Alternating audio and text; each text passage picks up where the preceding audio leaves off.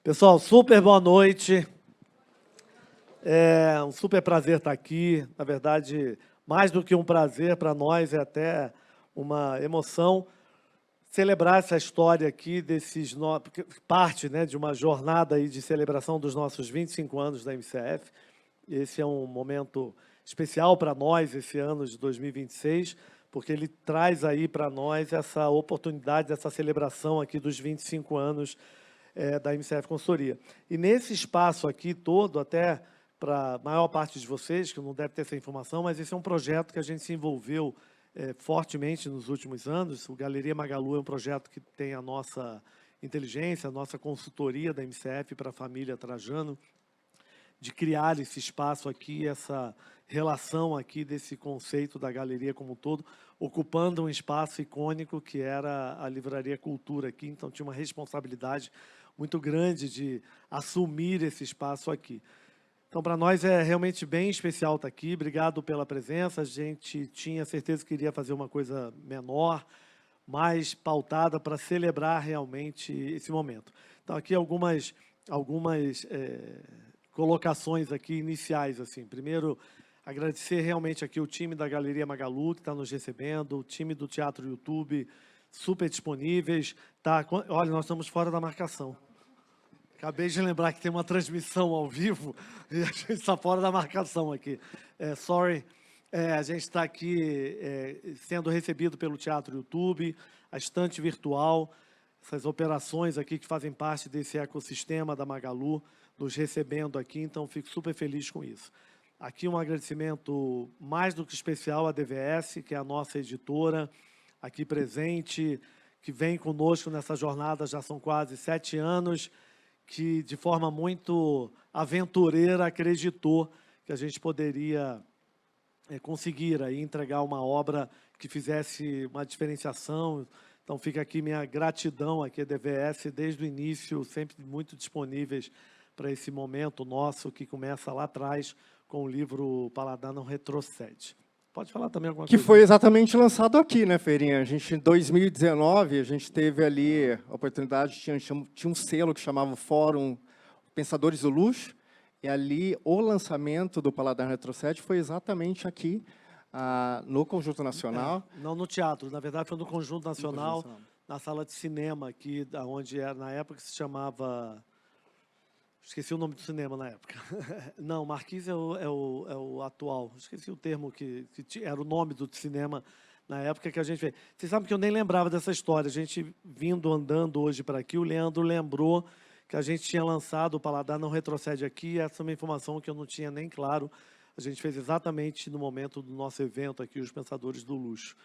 Tem uma história bacana aqui atrás. Então, pessoal, obrigado. Estou vendo pessoas aqui que fazem parte da nossa história, alguns que se movimentaram até de outras cidades ou outros estados para estarem aqui. Então, fica sempre essa reflexão de gratidão a todo mundo. A ideia daqui é um bate-papo informal, para falar a verdade, de um jeito muito feirinha de ser.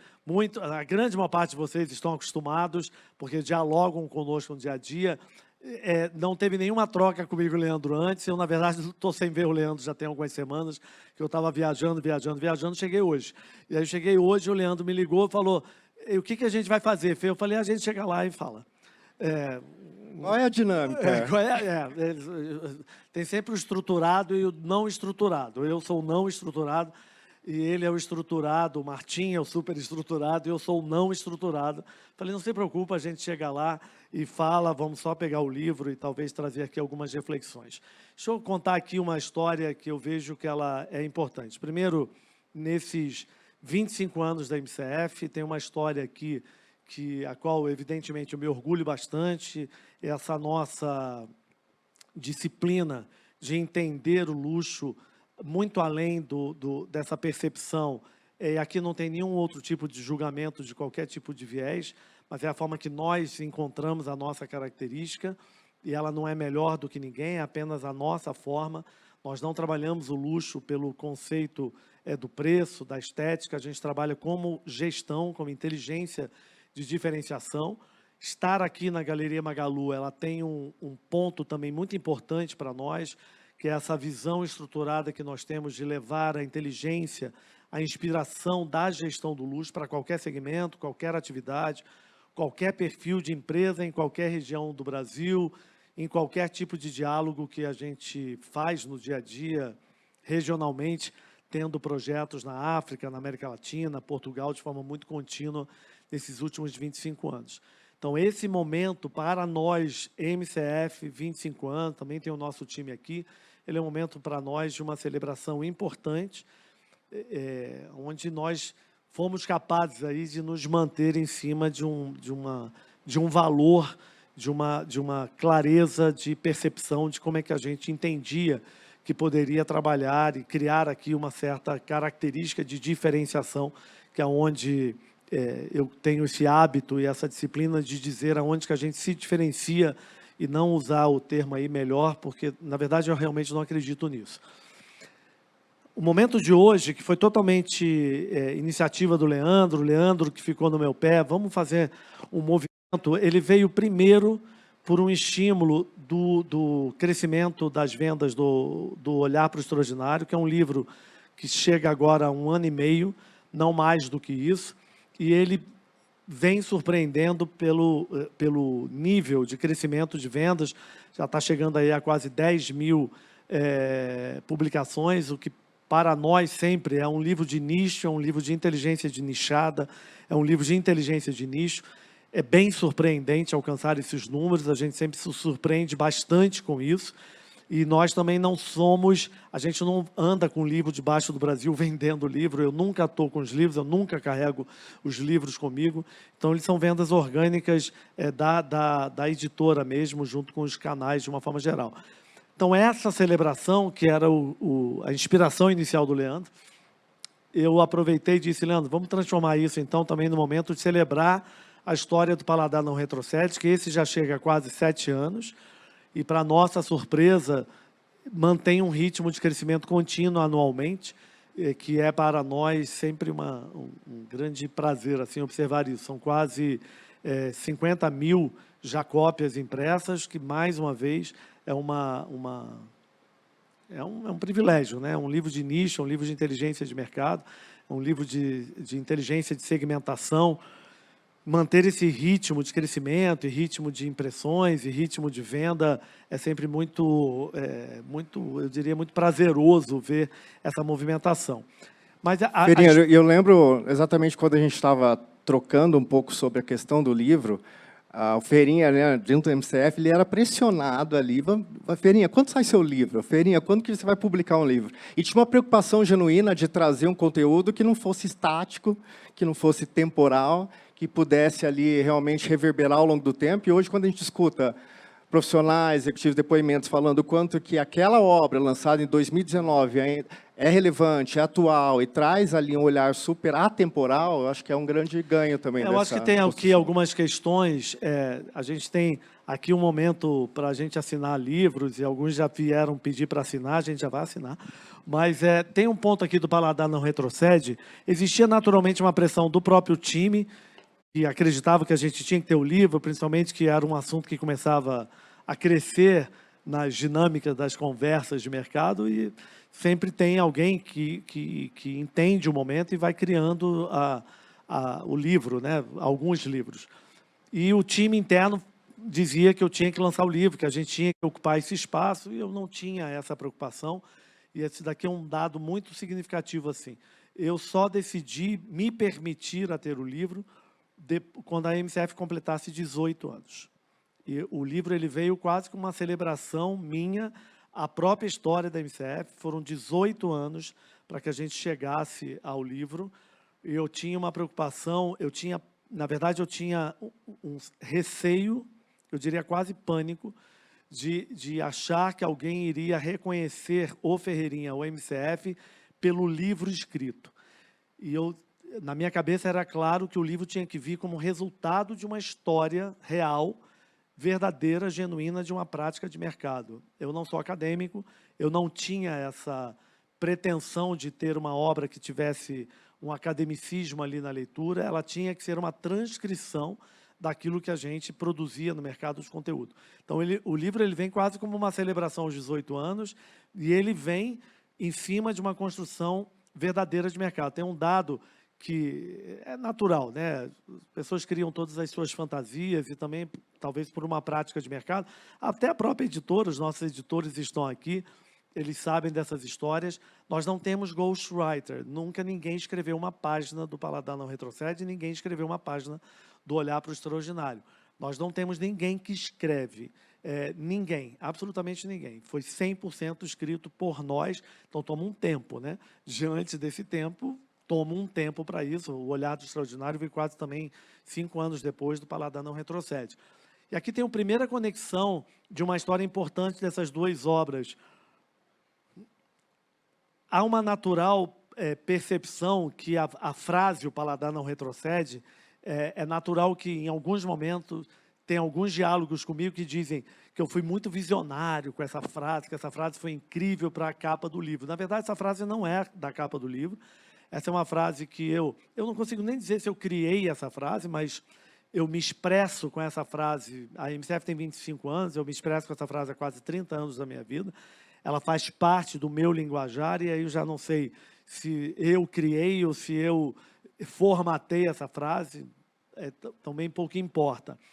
E a gente estava com o livro basicamente pronto, o livro já estava, a editora no pé, até dizer chega, que o livro tinha que entrar de gráfica, tudo isso, porque a gente tinha uma data que era o lançamento desse evento, que nós faríamos os Pensadores do Luxo, celebração dos 18 anos da MCF.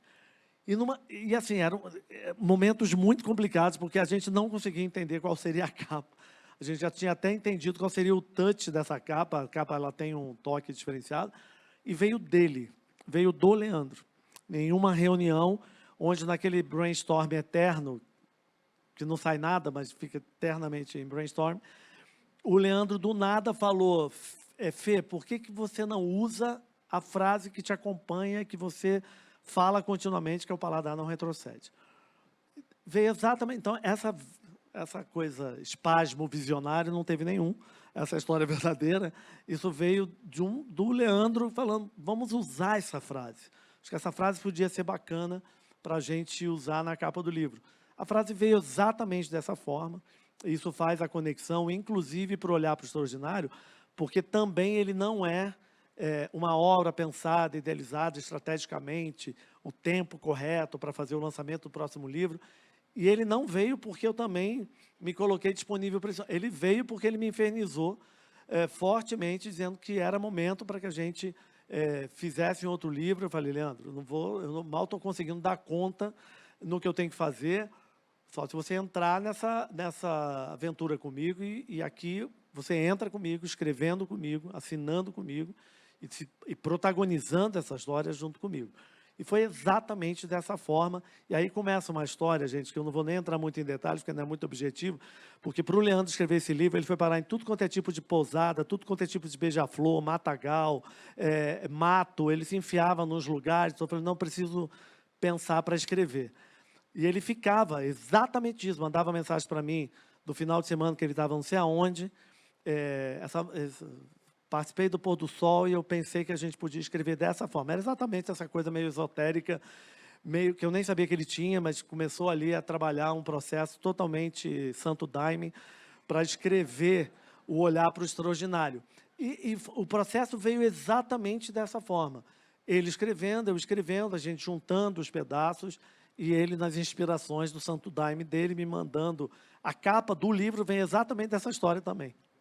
A gente estava, na verdade, essa jornada, eu morava na Augusta, né? Imagina tentar escrever um livro com uma obra na frente, aquele barulho, aquele trânsito. Então, eu precisava realmente sair para poder trazer essa possibilidade de mergulhar, até porque era uma construção conjunta. E ali, num desses momentos, a gente estava em São Bento, Sapucaí.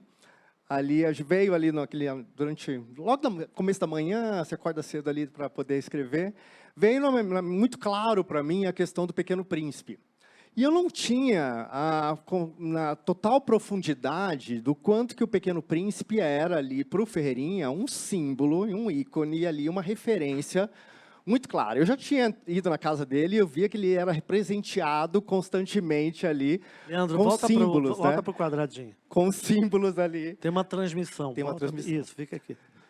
com símbolos ali do Pequeno Príncipe, mas eu não tinha a ideia clara do que era. Daí eu falei, Vini, eu estava aqui pensando, a gente, o paladar é um sensorial, um dos 5 sentidos. A gente falou, vamos olhar, pegar a visão agora, outro dos 5 sentidos, porque, obviamente, o luxo, a experiencial, conversa muito com o sensorial. E daí, dentro desse olhar, e o extraordinário, que era um tema-chave já, também do idioma MCF, da mesma forma que o paladar não retrocede, o extraordinário era um termo que faz parte do nosso dia a dia. Daí falou, olha, o olhar para o extraordinário veio aqui, não sei porquê, a imagem do Pequeno Príncipe, olhando naquela luneta.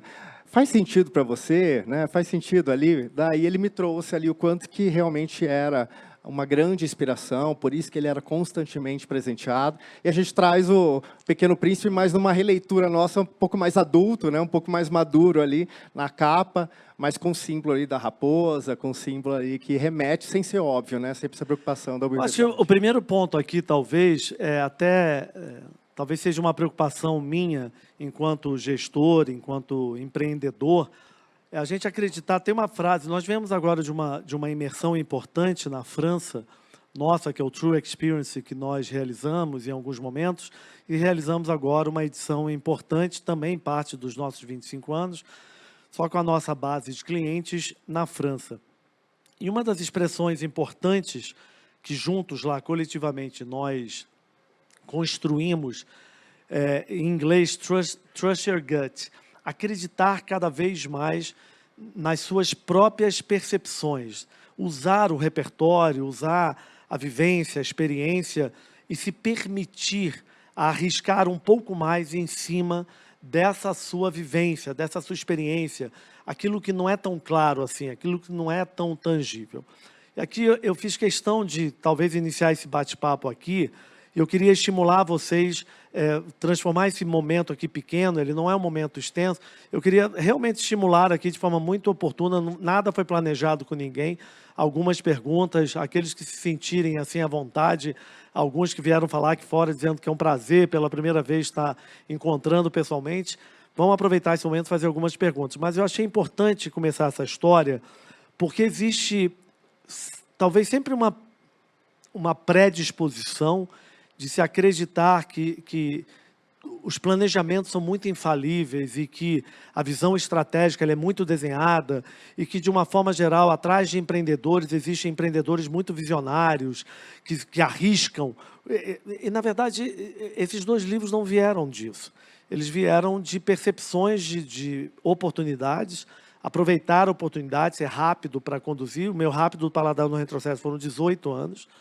Eu tinha uma preocupação grande de não ser, e talvez, né? Uma das razões que o livro, o Paladar Não Retrocede, o Olhar, mantém ritmo de crescimento contínuo, o que a gente ouve dos nossos editores é só, né, livros aí de nomes e consagrados se mantém em ritmo de crescimento muito forte. Para um livro de gestão, de nicho, segmentação, mantém ritmo de crescimento. Talvez uma das coisas que eu mais acredito é que os 2 livros são muito verdadeiros, eles são reais, eles são escritos por nós, cada palavra, cada linha, não tem ghostwriter, não tem ninguém pegando as ideias, organizando, entregando. Então, aquele é um livro venal, né? Ele foi tirado em cima das nossas percepções genuínas, mercadológicas, de uma forma geral. Acho que talvez o primeiro ponto aqui desses 25 anos da MCF, desse momento aqui dos 2 livros, a MCF também não é uma empresa aonde, eu não vou contar essa história, mas alguns de vocês sabem dessa história. A MCF não é uma empresa que nasceu em cima de uma visão extraordinária minha. Ela nasceu para a emissão de uma nota fiscal, que eu precisava para fazer o projeto do governo federal na época. Assim que eu saí da Louis Vuitton, fui logo convidado para liderar um projeto do governo Fernando Henrique Cardoso, e eu tinha que emitir uma nota fiscal. E ela nasceu exatamente dessa forma, né? Ela nasceu de uma visão. Ela se tornou a empresa que é, em cima de uma construção estratégica, mas ela não nasce de uma visão empreendedora extraordinária. Então, acho que o primeiro ponto é uma desconstrução, ainda mais, nós estamos imersos numa dinâmica de arquétipos digitais, de fabricações de personagens o tempo inteiro.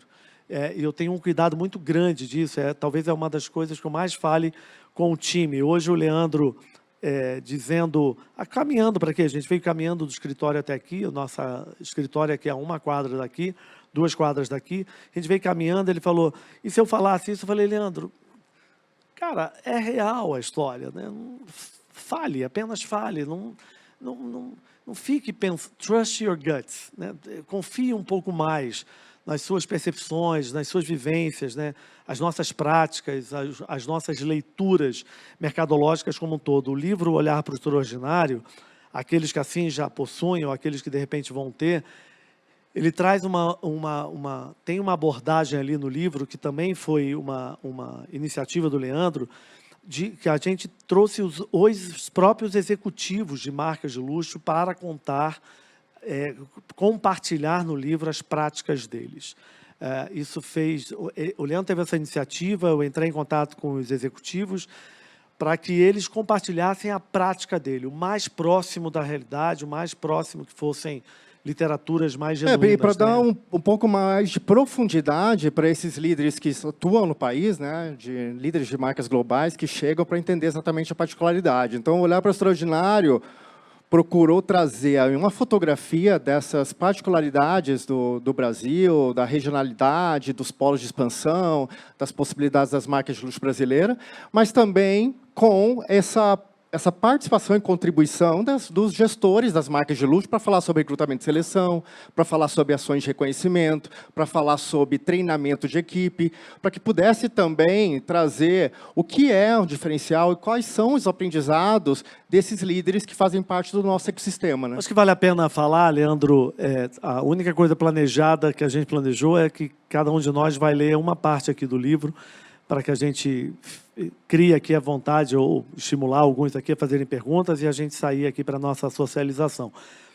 Acho que vale a pena falar um pouco da onde vem esse momento do olhar para o extraordinário, né? Qual é a movimentação disso, porque o Paladar Não Retrocede, ele nasce em cima, já contei essa história, 18 anos, a prática da MCF, mas em cima de uma verdade genuína daquilo que eu mais acredito. Eu tenho aqui profissionais que estão comigo até hoje, que são profissionais comigo desde a época de Louis Vuitton. Não, profissionais que estão comigo há quase 30 anos, que fazem parte aqui dessa história, e alguns outros até que já trabalharam conosco na MCF estão aqui. Esse é o melhor reconhecimento que a gente pode ter, né? Quando você tem pessoas que trabalharam com você com vontade de continuarem ao seu lado, independente se elas estão ou não estão trabalhando nesse exato momento contigo, né? Mas elas querem continuar a jornada do seu lado. Esse é o melhor reconhecimento profissional que a gente pode ter na vida. O Paladar Não Retrocede, ele é uma visão clara de algo que eu acredito e de algo que eu verdadeiramente tenho como mantra na minha vida. Eu não associo luxo apenas às marcas consagradas. Eu uso as marcas consagradas como uma inteligência daquilo que elas entregam, algumas mais, outras menos, mas eu sou obcecado pelo modelo de negócios. Eu sempre também gosto de dizer que existe natural disponibilidade para que as pessoas acreditem que eu nasci na Louis Vuitton, né? Eu basicamente fui parido, fui gerado, fui na Louis Vuitton. Não é, na verdade eu cheguei na Louis Vuitton porque eu já existia, né? Eles foram atrás de um profissional de mercado que já existia de mercado, que era o meu caso. E eu sempre tenho o hábito e o cuidado de dizer que a minha inteligência de construção estratégica emocional ou de incremento de valor, ou de diferenciação, aquilo que modelou a minha cabeça profissionalmente, para entender que era possível gerar valor de diferenciação, não foi na Louis Vuitton, foi na EDS, a empresa que eu participei durante 8 anos, uma empresa de B2B, e é por isso que eu sou um inferno com essa situação, quando as pessoas acreditam, de uma forma geral, né, a maior parte das pessoas acreditam que é mais fácil construir marca com o consumidor final, B2C. Na verdade, eu venho de uma escola B2B.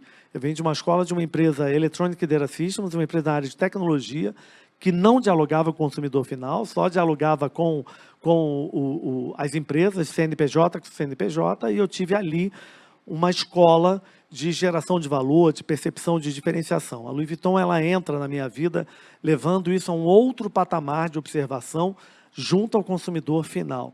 Então, o Paladar Não Retrocede, ele é uma construção sistêmica de um livro que entende, na nossa trajetória, de uma visão que é possível construir diferenciação, incremento de valor, geração de diferenciação, incremento de desejabilidade.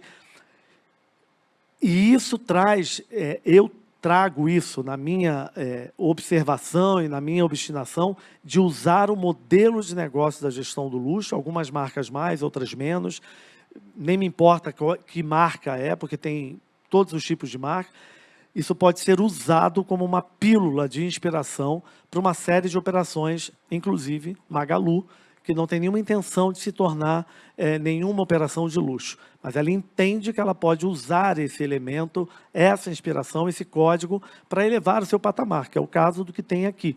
Você percebe claramente que é um trade-up, que é uma elevação de um diálogo de uma das maiores operadoras de varejo do Brasil, com mais de 1.000 pontos de venda, que é o caso da Magalu. A Galeria Magalu representa exatamente aquilo que a gente acredita, de usar a inteligência de gestão do luxo para qualquer segmento de atividade, evidentemente, os trocentos projetos que a gente tem com marcas de luxo genuínas, né, que são posicionadas exatamente aí. O Paladar Não Retrocede, ele também representa, se a gente olhar a dinâmica da evolução do consumo de luxo organizado, estruturado, por aquilo que se entende de dinâmica de mercado dos capitais, no Brasil isso acontece nos últimos 28 anos, 26 anos. Se a gente pegar as principais marcas de luxo no Brasil, nesses últimos anos, que são mais referenciais em cama e banho, Trousseau, hotelaria, se a gente pegar Nanai, Quinoa Resort, Chai, Ponta dos Ganchos, que são nomes emblemáticos da hotelaria de luxo brasileira, essas marcas todas, essas operações todas elas têm 22, 23, 24, 25 anos. Se nós olharmos para as operações internacionais de luxo que entraram no Brasil operando nesses últimos anos, algumas entraram primeiro por licenças, depois nos últimos anos com subsidiárias, né, gestão direta, a maior parte delas estão exatamente nessa mesma janela do tempo. Que é a janela dos 20, 22 anos, se eu falar de Tiffany, deve estar chegando a 22 anos, Sephora está com 22 anos, a Louis Vuitton, que é a precursora de tudo isso, que é a primeira operação a abrir no Brasil como subsidiária, tem aproximadamente agora chegando a basicamente 31 anos, basicamente é o tempo do grupo LVMH, que tem 38 anos basicamente. Então, o Martim, inclusive, ele fala continuamente com o nosso time da MCF, e comigo ele fica o tempo inteiro dizendo a MCF participou de todo esse timeline. A gente participou de toda essa história. E essa é uma das razões, inclusive, até por nós termos sido precursores, a gente se relaciona com todas essas marcas, a gente acabou tendo projetos com a maior parte dessas marcas entrando no Brasil, das internacionais de uma forma geral. Então, o Paladar Não Retrocede, ele é uma leitura sistêmica dessa movimentação, das entranhas brasileiras, como é que isso foi se desdobrando no Brasil, numa série de operações, marcas, produtos e serviços genuinamente brasileiros. Então, essa é a história do Paladar Não Retrocede, aí chega o olhar. O olhar para o extraordinário foi fruto também de... eu tenho quase 15 anos de MCF, liderando ele toda essa parte de conhecimento, conteúdo, treinamentos, cursos, remoções executivas, né? E é fruto de um dia a dia, onde a gente tinha ali a oportunidade de, mais do que oferecer um treinamento, muitas vezes, uma palestra, oferecer ali uma possibilidade de uma solução mais completa, com ações de sustentação, com olhar para ação, para liderança, para ações de reconhecimento. Então, olhar para o extraordinário veio no sentido de, além de falar de um atendimento e relacionamento, o que é essa cultura por trás, né?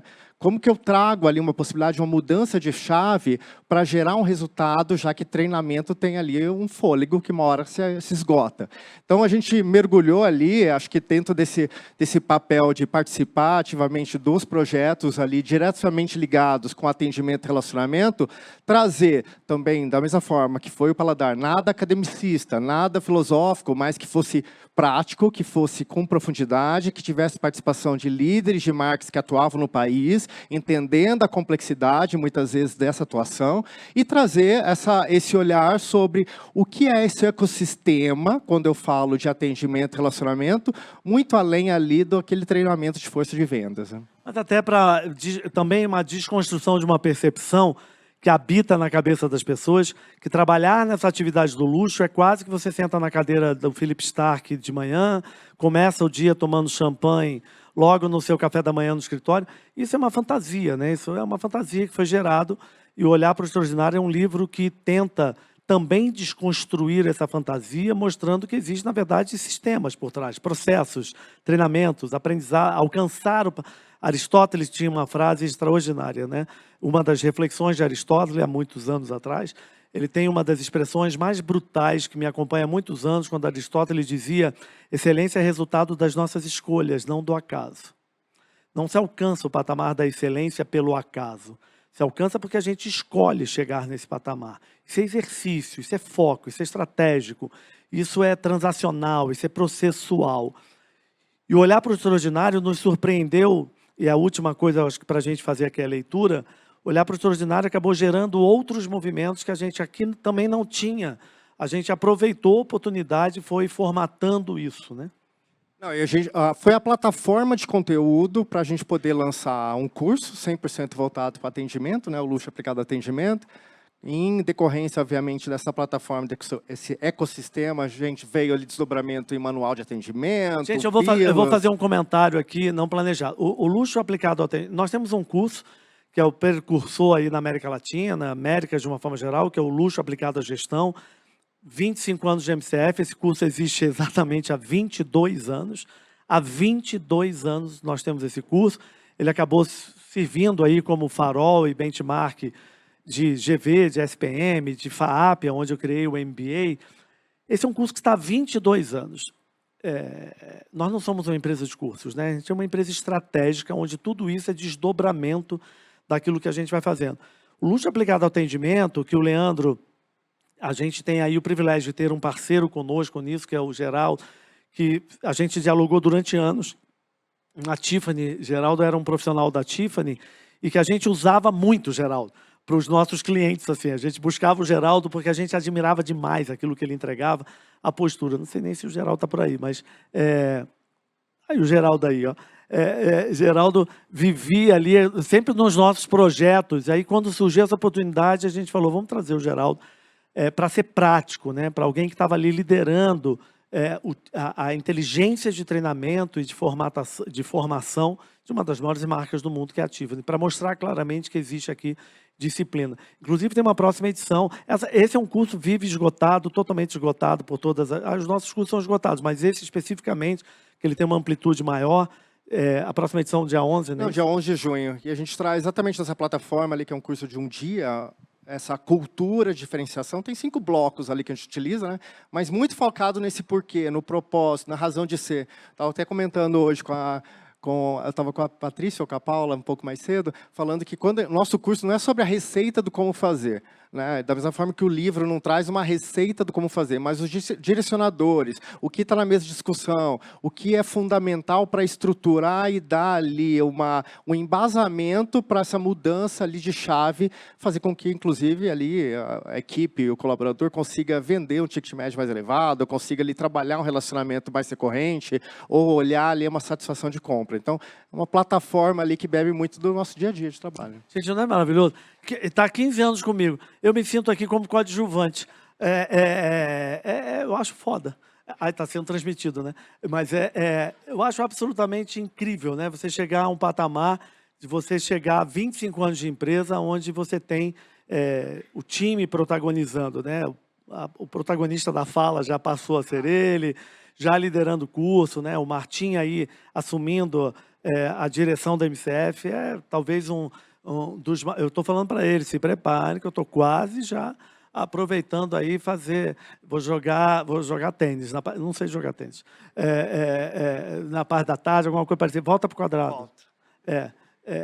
Volta para o quadradinho. Vou voltar para o quadradinho. Pega aí para a gente ler e finalizar Nós aqui. selecionamos aqui uma parte do livro para a gente fazer uma leitura breve. Aqui, uma das partes que a gente selecionou, é para falar exatamente no Olhar para o Extraordinário. Tem um capítulo que a gente fala sobre as particularidades do mercado brasileiro de luxo. A gente está falando do tempo de varejo, está falando do impacto da rede social, está falando do papel do especificador. Tem uma série de particularidades que no Brasil tem um outro nível de profundidade em relação aos mercados globais.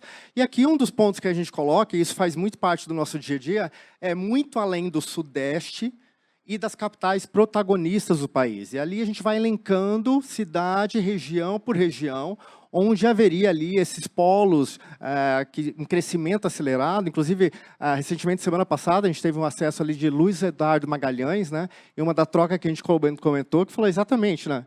Nós falamos sobre Luiz Eduardo Magalhães ali no lançamento do livro. Ou Joinville, onde eu e Ferinha estávamos lá na Expo Gestão na semana passada, falamos literalmente de Joinville, né? Essa atuação pulverizada além dos polos mais óbvios. Aqui talvez defina esse capítulo do livro, para não alongar isso, esse capítulo, especificamente esse capítulo do livro, é onde está uma obstinação, uma obsessão minha, eu, Ferreirinha, aqueles que de alguma forma dialogam mais diretamente conosco, seja qual for a forma, eu sou absolutamente obcecado pelas tramas regionais brasileiras. E uma das grandes limitações que nós ainda temos no Brasil é acreditar fortemente que essa hiperconcentração natural que se existe na região sudeste, ela é determinante e dominante desse país. Não é. E esse é um dos grandes diferenciais brasileiros na trama da América Latina. A América Latina ela é muito monodependente. A Argentina é muito dependente de Buenos Aires, mesmo sendo um país quinto maior parceiro comercial brasileiro. O Chile é um país muito dependente de Santiago, mas tem toda a parte lá da neve, etc. Nem faz cócegas. Santiago é onde está a principal força do Chile, e muito pequeno, do tamanho de uma ervilha, cresceu 2.000%, 2 ervilhas. Continua sendo uma economia muito pequena. Peru muito dependente de Lima. Machu Picchu, Arequipe não faz cócegas. Lima é a grande força do Peru. Colômbia, com toda a movimentação extraordinária, Colômbia é um dos países que mais se movimentou na América Latina nos últimos anos. Agora, as perspectivas são diferentes, mas o que vem acontecendo em Costa Rica, Equador, Honduras, eles mantêm ritmo de crescimento bem interessante nos últimos anos, mas economias muito pequenas. Colômbia, apesar de tudo que acontece com Cali, Medellín, Cartagena das Índias, movimentos incríveis, né? Medellín se tornou uma das cidades modelos do mundo. Medellín é hoje uma cidade que representa um ecossistema urbano de transformação, um país totalmente destruído, né? Na época do narcotráfico, tudo isso, mas totalmente dependente de Bogotá. México e Brasil, que são as duas forças polarizantes, o Brasil ultrapassou o México nos últimos 2 anos, os últimos 3 anos, a economia brasileira é a mais forte da América Latina. México, tirando o Caribe, que aquilo é uma loucura, aquele turismo mexicano caribenho, ele está entre os principais destinos de turismo do mundo. Tirando essa parte, o México tem muita dependência de cidades do México, Monterrey e Guadalajara. Essa é a grande diferença do Brasil. O Brasil, o maior produtor e exportador de açúcar do mundo, está no interior de São Paulo, Ribeirão Preto. O maior produtor e exportador de manga e uva no Brasil está em Petrolina, no agreste do Nordeste, no agreste de Pernambuco, pelas águas do Rio São Francisco. O maior lago ornamental de um condomínio residencial horizontal no Brasil não está em São Paulo, nem no Rio, nem em Minas. Está lá em Sinop, na região do norte do Mato Grosso. Então, se a gente olhar dessa forma, o Brasil é o único país da América Latina, e talvez essa seja uma das razões que o Brasil é um fênix e um Highlander. Esse país ressurge das cinzas o tempo inteiro, porque o Brasil ele é o único país da região e um dos poucos países do mundo onde a força ela é descentralizada. E isso gera uma eloquência de oportunidades muito grandes, e aqui onde reside o principal obstáculo. Existe uma preguiça. Hoje, inclusive, antes de vir para aqui, eu estava numa entrevista, mas não era entrevista de imprensa, era uma conversa profissional com uma profissional lá na Nova Zelândia, então ela está no futuro, fazendo um projeto para um grupo aqui do Brasil, e a gente conversando sobre uma série de coisas, e eu citei que alguns obstáculos dos grupos internacionais, das marcas, quando começa a pressão de custos, quando começa que tem que cortar, ceifar, primeira movimentação é voltar a concentrar fortemente as oportunidades em São Paulo e Rio de Janeiro e Minas Gerais, que é a tríade sagrada brasileira. E a gente deixa de perceber que a nossa oportunidade de crescimento e expansão no Brasil, ela é infinitamente maior nas tramas regionais que vão além de São Paulo, Rio de Janeiro e Minas Gerais. Quando a gente observa dessa forma, a gente descobre coisas que o maior crescimento de private banking no Brasil acontece nas regiões além de São Paulo, Rio de Janeiro e Minas Gerais, que é onde está a principal concentração de riqueza brasileira. Quando a gente observa dessa forma, a gente observa de forma estruturada que nos últimos anos a região norte-norte, a região norte e nordeste brasileira tem um crescimento muito mais interessante de consumo de luxo do que o sul do Brasil, que tem mais dinheiro. Mas ter mais dinheiro não é suficiente. Dinheiro é uma informação. Estímulo de consumo não é apenas dinheiro. Porque se for dinheiro, é uma quantidade de gente que não pode comprar e que compra. E seja lá qual for a forma que está se manifestando para consumir. Então, se a gente olhar para a hotelaria boutique de luxo, o crescimento da hotelaria boutique de luxo na região nordeste e norte do Brasil é infinitamente mais interessante do que acontece na região sudeste e muito mais interessante do que aconteceu no sul, que o sul era totalmente apático e agora que começa a fazer uma movimentação mais interessante na hotelaria de luxo, que o sul do Brasil sempre teve muito aquém em relação a isso. Então, esse é um capítulo do livro que desconstrói e constrói uma percepção clara das tramas regionais brasileiras. Bem, e para finalizar aqui, e já pensar aí, se tiver alguém já para fazer alguma pergunta, eu abri o livro, eu literalmente abri, vindo aqui caminhando, eu abri o livro e traz exatamente, que é uma frase que está na página 83, que eu vou ler. Não há dúvida de que o mercado brasileiro é complexo e quando comparamos com outros mais desenvolvidos, ainda há espaço para fortalecer a atividade do luxo. Não tem nenhuma possibilidade de fazer uma comparação de um país que até 30 anos atrás era um mercado fechado. O Brasil é um país protecionista, só que ele era infinitamente mais protecionista 30 anos atrás. Uma economia totalmente fechada. Não dá para comparar com países que você já possui marcas que operam há 300 anos. Não dá para comparar com um país onde a Baccarat tem 262 anos de existência operando como marca. A gente no Brasil ainda tem marcas que têm dificuldade de chegar a 30 anos. 50 anos, empresas alcançando mais de 60 anos no Brasil, é raríssimo, né? Mas vamos lembrar que esse é um país que tinha as suas portas fechadas para diálogo internacional até 30 anos atrás. Isso é muito pouco tempo. E aqui dizendo que é certo afirmar que os últimos anos de instabilidade política e econômica trouxeram desafios relevantes, mas fizeram com que algumas marcas cancelassem operações no Brasil. Entretanto, é inegável o salto que demos nesses anos. Reconhecer que o mercado brasileiro já foi mais simples e simplório no consumo é essencial. Então, vou aqui só para trazer essa reflexão, nós temos que lembrar que é fundamental. A gente amava, há 30 anos atrás, o vinho mais consumido no Brasil era um vinho de uma porra de uma garrafa azul, que a gente quebrava para fazer plantinha, botar planta, virava vaso, chamado Liefremisch, alemão. A gente tem que lembrar que o carro percebido de luxo mais importante do Brasil há 30 anos atrás era o Lada, russo, que foi despejado no Brasil na abertura do mercado.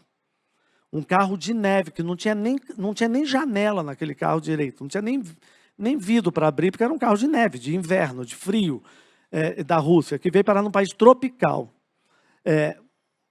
Essa era a nossa percepção, né? 30 anos atrás, gente, isso são 3 décadas, isso é muito pouco tempo. E um último detalhe que aqui traz, nesse capítulo que vai mais longe, é quando eu falo que a gente precisa começar a entender, esse livro foi escrito há 7 anos, né? Que nós produzimos marcas de luxo. A gente tem que parar com essa história que a gente não vai produzir no Brasil a Louis Vuitton. A Louis Vuitton tem 172 anos de existência. É uma bobeira quando a gente perde a energia nessa coisa. Não dá para ficar construindo aqui no Brasil a Tiffany, que tem 167 anos, 157 anos, 159 anos de existência, alguma coisa parecida nessa direção. Não dá para a gente pensar dessa forma. Isso é um equívoco. Mas nas nossas características, nas nossas particularidades, o Brasil tem movimentos extraordinários. A gente fala muito sobre a hospitalidade como grande vitrine, né? Essa expansão do Fasano, e a gente tem até traz ali esse olhar também do executivo do Fasano ali trazendo, a Vanessa Sandrini, que estava à frente do Empório Fasano. Então, você tem ali o Fasano com uma expansão global de grande relevância, exportando ali parte desse bem receber ali do Brasil. Mas a gente participa dessas feiras e eventos internacionais de Semana do Design, SXSW. Ali o papel desses designers brasileiros também lá fora, Arthur Casa, Jader Almeida, né? A gente tem ali o próprio Irmãos Campana, com toda a reverberação no mercado de luxo. Então, tem ali esse Made in Brasil, que ao longo do tempo foi muito... A França tem um Made in France muito profundo, né? A Itália tem um Made in Italy muito profundo, inclusive com organizações e associações. A gente esteve lá agora em Paris com o Comitê Colibert, que é uma associação para preservar o legado desse savoir-faire francês para as outras gerações. Então, o Brasil, a gente ainda tem uma história mais recente dessa possibilidade, mas a gente tem Trousseau, que tem ali, que muita gente acha que é uma marca internacional, mas que está chegando a 30 anos também, e é uma grande referência, inclusive, hoje, uma atuação internacional. A gente tem, obviamente, toda essa possibilidade de olhar o design como grande vitrine também para o nosso mercado. Eu vou dizer aqui, gente, até já abri para as perguntas aqui, como última fala, pegando essa carona aqui do Leandro, aproveitar esse grupo pequeno que nós somos aqui, esse momento também está aí transmitindo na plataforma do YouTube. Eu vou botar aqui uma pedra fundamental nesse assunto. Nós não somos, e não consigo enxergar se nós seremos, não tem nenhuma condição de afirmar se nós não seremos, mas hoje, eu digo, nós não somos um país que nos tornamos uma meca de produção de beleza, de perfumaria, de luxo no mundo. Isso tem uma residência ali na França que é bem desafiadora, por mais que se cresça aí Coreia, etc., a França é o grande berço mundial disso. É muito difícil o Brasil assumir uma posição de produtor de carros de luxo. Isso era basicamente Europa, na mão da Alemanha, na mão da Inglaterra, na mão da França. Eram os três grandes países em relação a isso. Estados Unidos, de uma certa forma, principalmente aí a Alemanha, muito forte nisso. Agora, a movimentação forte do mercado chinês, que não dá nem para comparar se nós vamos alcançar, porque antes de se tornar produtor de carros, a gente tem muito exercício para fazer de qualquer coisa que a China tenha feito nesses últimos anos de forma tão extraordinária. Nós não somos esse país e nós não temos, naquilo que se enxerga, a possibilidade de nos tornarmos isso. Mas existe aqui uma pedra fundamental que é fundamental para todos nós termos clareza.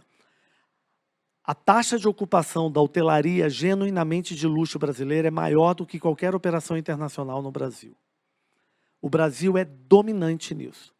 A gastronomia brasileira autoral no posicionamento chamado alta gastronomia, que é o termo na atividade do luxo, a gastronomia brasileira ela é dominante em qualquer tipo de percepção de qualquer operação internacional. Se a gente falar do segmento joalheria, um dos grandes entraves das marcas principais joalheiras mundiais no Brasil são as marcas brasileiras. O Brasil é um poder em joalheria, um poder. E não é um poder apenas das grandes operações. O Brasil é um país de excepcionais joalheiros autorais regionalmente. Existem joalheiros em diversas regiões do Brasil espetaculares. Se a gente olhar para a arquitetura, o Brasil é atualmente uma das grandes referências mundiais. Nós temos nomes na arquitetura brasileira, já citados aqui pelo Leandro, a Patrícia, a Fernanda, o Arthur, o Jader, o Isai, o Márcio, o Kogan. Esses nomes, eles são nomes já que fazem parte de uma leitura imbatível de nomes internacionais no Brasil. Esses nomes são dominantes em relação a qualquer tipo de arquiteto que nos últimos anos fazem alguns projetinhos no Brasil. Mobiliário solto é dominante às marcas brasileiras no Brasil e não as marcas internacionais. Então, é momento da gente ter essa clareza que a principal marca de cama e banho no Brasil é uma marca brasileira criada na Vila Olímpia, em São Paulo, por um casal chamado Romeu e Adriana, que é dono da Trousseau. Ninguém é mais forte. Nenhuma marca internacional faz mais do que as marcas brasileiras nessa área. Então, está na hora da gente aumentar. É porque a nossa cabeça fica achando que o Brasil tem que ter a Louis Vuitton, tem que ter a Chanel, tem que ter a Prada. Isso é uma bobeira, isso é uma perda de energia enorme. A gente tem que jogar a energia para onde nós somos incríveis. E fazemos coisas incríveis, e temos projetos incríveis, e temos produtos extraordinários, de todas as formas que a gente analisar isso. Olhar por essa ótica, usar essa lente, trazer essa luneta do olhar para o extraordinário, a gente observa a movimentação. Fazano é uma marca de 100 anos. O Leandro trouxe algo. A movimentação da marca Fazano em imobiliário, em hotelaria, agora com outros movimentos, é a primeira vez na história da América Latina. É importante todo mundo ter essa clareza. Porque senão a gente fica criando umas fantasias que são bobas, limitantes, míopes. É a primeira vez na história da América Latina que uma marca de hotelaria e hospitalidade latino-americana alcança patamar de diálogo internacional. Nunca teve uma marca mexicana. México é muito forte. Nunca teve. É a primeira vez. Tem que lembrar que Fazano está no Uruguai. Fazano, além do Brasil, está no Uruguai. Fazano está na Itália. Fazano está nos Estados Unidos. Vai crescer nos Estados Unidos. Está chegando em Portugal. Fazano é uma marca brasileira de luxo, dialogando em um dos cenários mais competitivos do mundo, que é a hotelaria. Onde cresce loucamente a hotelaria nos últimos anos. Então, nós temos, sim, uma produção de luxo local, na nossa perspectiva, no nosso... A gente não tem o savoir-faire francês, mas a gente tem o borogodó brasileiro, dessa forma que a gente faz. Ninguém vai entender isso, da mesma forma que a gente também não entende esse savoir-faire, né? Fica ótimo no francês, mas só fica ótimo no francês, porque a partir daí ninguém consegue entender. É a mesma coisa do nosso borogodó. Do nosso jeito, da nossa forma e na nossa perspectiva, nós somos imbatíveis. Absolutamente imbatíveis. Tem movimentos imobiliários de alto padrão de luxo acontecendo em todas as regiões do Brasil, nos destinos mais absurdamente longínquos que nós podemos imaginar. Isso é brasileiro, gente. Estava em Maringá essa semana. Exatamente Estava isso. comentando com o Feirinha, com o Martim, né? A gente tem um empreendimento lá que chama Cidade Aruna, com 17 torres, onde você tem ali a parte central, com parte corporativa, uma cidade que está sendo construída. 17 torres ali lançadas. Em Maringá. E num projeto de ponta, não é uma arquitetura mediana, é de ponta, extraordinário. Ele mandando imagem para a gente de lá de Maringá. Pessoal, alguma pergunta? Algum comentário? Para que a gente vá lá para os livros? Chega a dar uma... Juan, que prazer tê-lo aqui, que especial tê-lo, prazer, um privilégio tê-lo aqui.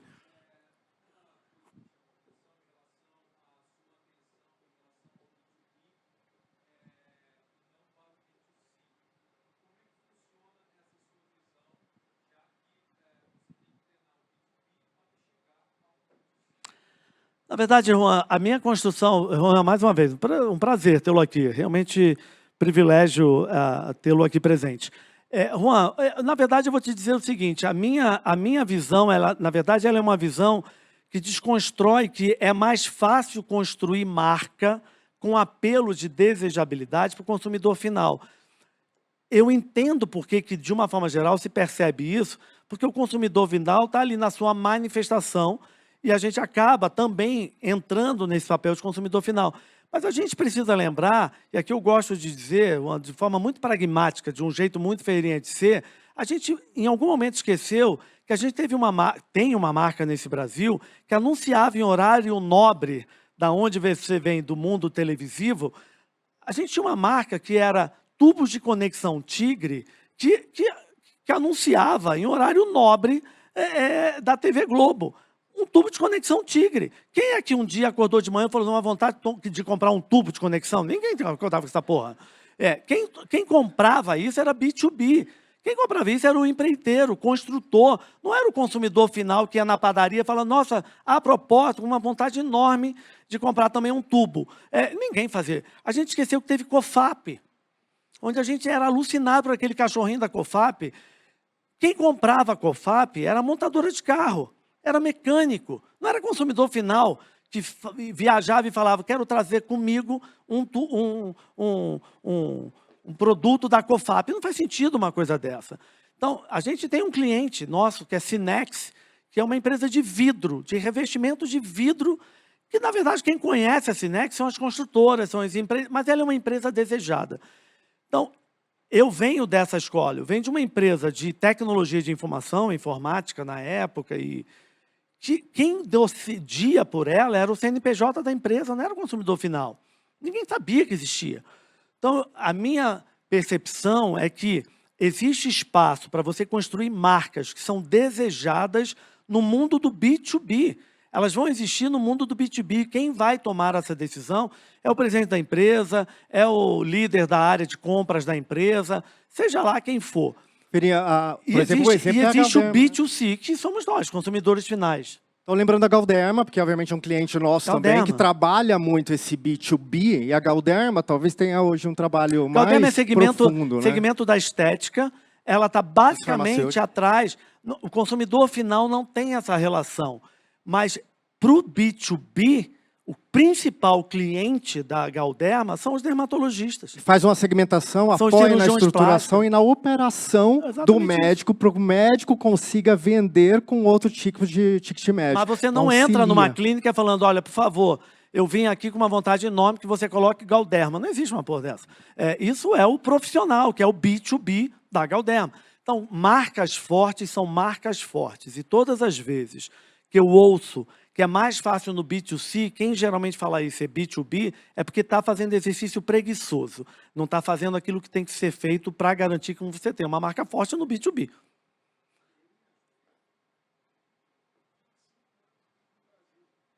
Ó, menino, você aí, agora que eu estou te reconhecendo aí, coisa boa. Olha aí, Rogério. Olha isso. Ô, Rogério, que prazer tê-lo aqui, meu caro. Versátil, olha aí, uma das grandes publicações brasileiras. E olha o que você falou, Rogério. Tem 25 anos, né? Então, olha só o que você falou. Que prazer tê-lo aqui, Rogério. Deixa eu te falar uma coisa. Olha o que eu falei. Ah, para com isso. Olha o que eu te falei dessa jornada. Essa jornada que eu falei do desenvolvimento do luxo no Brasil, tem essa janela de uns 20 e poucos anos. Está aí, ó. A sua revista, que é um emblema, que é a Versátil, 25 anos. É exatamente isso. É exatamente isso. Genuinamente brasileiro, né? Genuinamente brasileiro. Que alegria te reencontrar, meu amigo. É, muito bom. Você tá com cabelo maior, você tá bacana, você. mais cabelo branco, passei de 50. Mas para 25 anos de revista, tá ótimo. Quando a gente se conheceu, eu não tinha cabelo branco, eu morava no Sul, lembra? Não se preocupe que isso acontece com todo mundo, né? Mas olha, Rogério, aqui tem um ponto que é fundamental, né? A sua revista está exatamente no que o Martim sempre fala, né? Essa jornada tem 20 e poucos anos, gente. Esse desenvolvimento dessa inteligência de luxo no Brasil. 25 anos no Brasil. Nós estamos falando que alguns países têm 100 anos, 150, 200 anos. Não dá para comparar. E olha que interessante, você falou em LVMH. A Versátil é a única revista que se distribui em todas as suítes do Copacabana Palace no Rio, que é LVMH. O grupo LVMH, né? Essa história do Copacabana é muito interessante. Hoje, né? O grupo LVMH e o grupo Richemont são meus principais clientes. Olha que você falou aí do grupo LVMH, tem um ponto importante, né? O grupo LVMH se tornou dono do Copacabana Palace e do Foz do Iguaçu, não porque comprou o Copacabana Palace. Esse é um equívoco na cabeça das pessoas. Na verdade, ele comprou um grupo chamado Belmont, que era dono do Copacabana Palace, porque tinha feito uma movimentação do Oriente Express. E esse é um ponto muito importante, porque a gente acabou acreditando, naturalmente pela história, que o primeiro hotel de luxo da história Brasil é o Copacabana Palace. Não é. O primeiro hotel de luxo que transforma a visão de hospitalidade de luxo no Brasil é o Hotel Glória. Hotel Glória antecede ao Hotel Copacabana Palace. O Hotel Glória é um hotel que foi construído para celebrar o movimento da arte dos 100 anos de modernismo no mundo. Hotel Glória, no Rio de Janeiro, antecede, é o mesmo arquiteto, inclusive, do Copacabana Palace. O Copacabana Palace, e esse é um momento também, uma outra informação que você traz aí, que eu acho que é bárbaro, a gente percebendo a movimentação. Hoje, quando a gente fala de Zona Sul, no Rio de Janeiro, Copacabana, Ipanema, Leblon, claro que isso é absolutamente extraordinário. No mundo é assim. As regiões litorâneas se tornaram grandes epicentros do diálogo da alta renda. Tudo isso é natural, mas não era dessa forma. A praia, lá atrás, no século passado, era percebida como destino daqueles que não tinham dinheiro. Então, a grande força da chamada alta renda no Rio de Janeiro era a Tijuca. A Tijuca era o bairro da força cultural e da elite. praia não era destino de alta renda. Copacabana Palace no Rio tem um efeito fundamental, porque ele cria uma nova inteligência da dinâmica daquela região do Rio de Janeiro, que acaba se tornando, não por causa dele, né, mas ele inicia um movimento fundamental nesse sentido. Sei que a gente já está finalizando o tempo para a gente ir lá fora. Aqui. Eu estou aqui com o microfone só. Onde você está? Desculpa. Roberta, tudo bom, Ferreirinha? Bom estar aqui Tudo demais. ótimo, Roberta. Muito Direto bom. de Você Santa veio de Santa Catarina para aqui hoje. Só para te prestigiar. Muito bom, obrigado. Tem uma frase que aparece aí no fundo da apresentação de vocês, que é transformar o ordinário em extraordinário é uma decisão cultural. E aí, né, por analogia, é uma questão de cultura.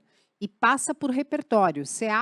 E eu vejo muito isso em você, eu acho extremamente inspirador da sua parte, do Leandro também, que está indo lindamente nessa tocada, que repertório é que faz ter tanto insight, não é? Não é que vocês vieram andando por aqui, vamos lá, e falou. Não, são 30 anos trabalhando que te permite fazer isso. Não preciso pensar com tanta antecedência, porque eu tenho repertório para chegar aqui e me garantir e segurar com conteúdo. Como é que a gente faz, né, de uma forma mais sistemática, ampliar o repertório para todos os níveis aí do nosso mercado? Roberta, ó, super prazer te ver. Fiquei realmente surpreso com você aqui. Você se movimentar de Santa Catarina. Roberta, líder de um dos principais núcleos de decoração do Brasil, que a gente tem a honra e o privilégio de participar há muitos anos em trabalhos, que é o NCD, o Núcleo Catarinense de Decoração. Agora colaborativo, né? Mudou o C, adoro essas movimentações. Rebranding do C foi para colaborativo. Roberta, jeito muito feirinha de ser, tá? Muito pragmático, muito prático. O primeiro ponto que eu digo é o seguinte: eu acredito, o repertório é tudo. Eu estou com o meu time aqui, tem pessoas do time aqui, está o Leandro aqui que está há 15 anos, não é fácil estar comigo, porque eu falo para eles, se vier com coisa óbvia, vai voltar com 2 tapas. E democracia tem limite, e tem mesmo, comigo. Eu não suporto não fundamentação, eu não suporto poder de argumentação, eu não suporto superficialidade. Básico, porque essa foi a única alternativa que eu consegui construir na minha vida como diálogo competitivo. Então, eu acredito na inquietude. A forma mais prática de fazer isso é o seguinte: Roberto, ninguém me responde aqui, mas isso você me provocou, eu vou responder. Se eu entrar aqui nos streamings de todo mundo que está aqui, eu arrisco dizer que a grande maior parte que está aqui assiste o mesmo tipo de seriado. Arrisca muito pouco.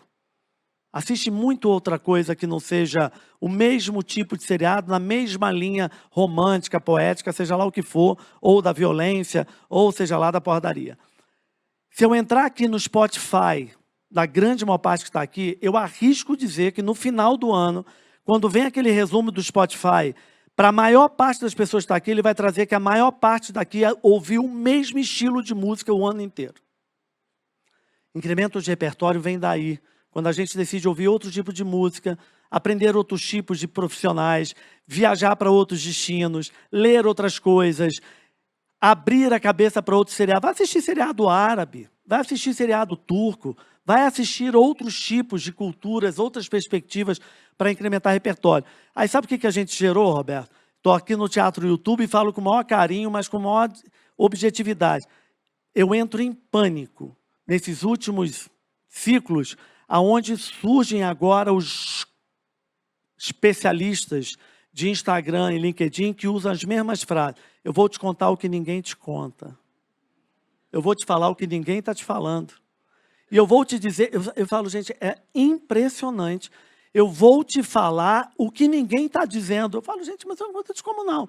Essa é a minha maior preocupação. Eu falo para eles o tempo inteiro, eu falo para o Leandro o tempo inteiro: Leandro, eu não estou preocupado a gente ir ali falar, lá, quando você vai dar a sua palestra, agora o curso, que a gente tem que trazer a coisa mais disruptiva, inovadora. Porra nenhuma.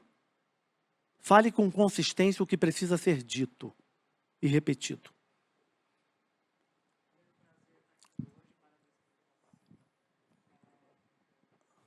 Gente, última pergunta, tá? Para que a gente respeite aqui o nosso tempo. E a Juliana já está quase batendo a gente aqui. Falando um pouquinho de mercado imobiliário, na hora da venda se fala muito em experiências memoráveis, experiências de luxo. E aí eu queria saber a opinião de vocês, como é que faz para sustentar isso depois da entrega do apartamento e do início da operação de um prédio novo?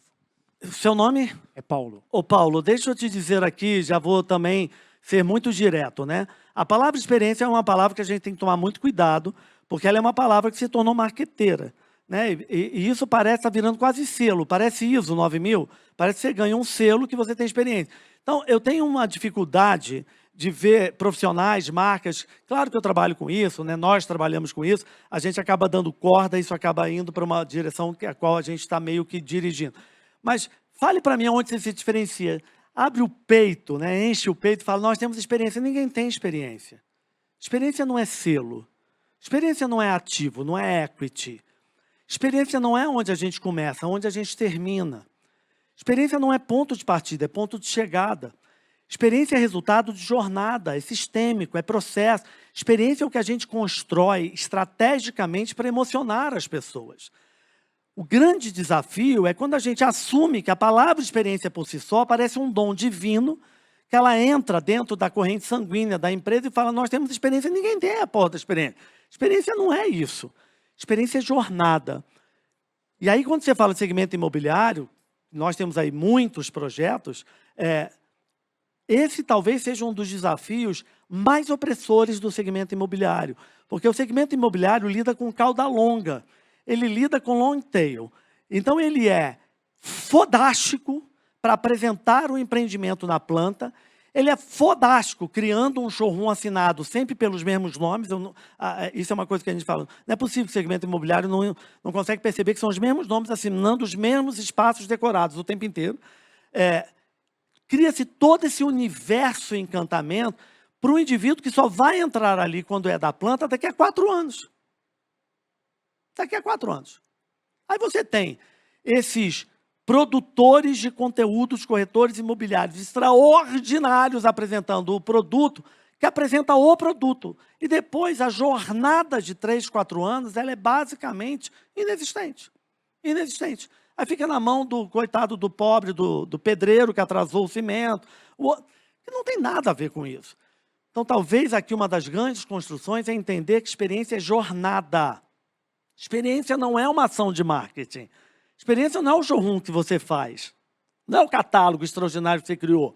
Não é o vídeo com o criador de conteúdo, seja lá qual for os nomes dos corretores que se multiplicam mais que formiga, incríveis, no Instagram dizendo qual é o produto. Não é isso. Experiência não é esse início. Experiência é o final de uma jornada que tem 3, 4 anos aí para se fazer de uma forma geral. Só para a gente complementar, ali no Olhar para o Extraordinário, a gente falou da era do produto, a era das experiências e a era, como terceiro bloco, adicionando uma camada, a era do relacionamento experiencial. Isso aí. Então, faltava-se uma grande gama de produtos no mercado mais fechado, vieram muitos produtos. Faltavam experiências, hoje tem posto de gasolina servindo café na bandeja.